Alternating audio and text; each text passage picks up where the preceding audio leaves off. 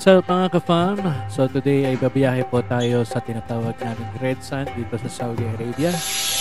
Kaya bago tayo bumiyahe, kondisyon ng ating sasakyan. Dahil medyo long drive din ito mula sa Riyadh, isang oras din. So samahan niyo ako at tayo po ay babiyahe sa Red Sand. Kondisyon muna natin ang ating sasakyan.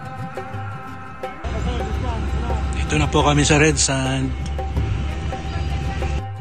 Ayan na nga, dito na tayo sa Red Sand. Kung makikita nyo, marami dyan mga paupahang quad bike.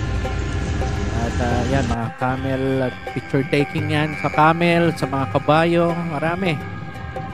Magandang pasyalin na to during winter dito sa Riyadh.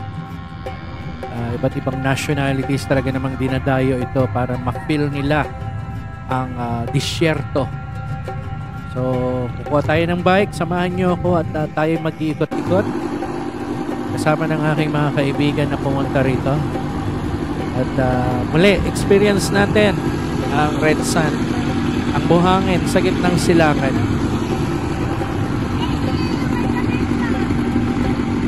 Ang laki ng ipinagbago ng Red Sand kumpara nung first time kong pumunta.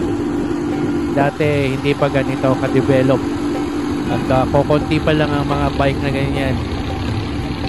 Ngayon talagang na-improve. Ang huling punta ko dyan sa Red Sand na yan was, kung di ako magkamali, ay 2017 or 18. At ito ay year 2025. Dami nagbago.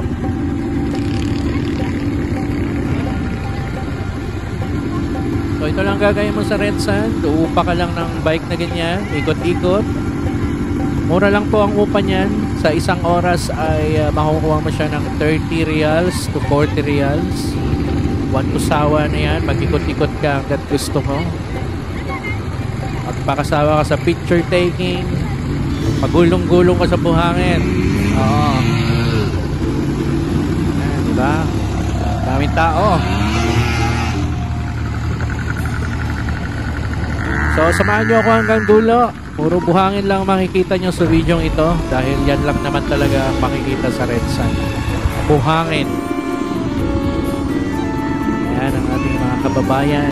Nag-enjoy. Ay mga ka-fam, salamat po sa inyong panonood. Sana po tapusin nyo itong video na ito.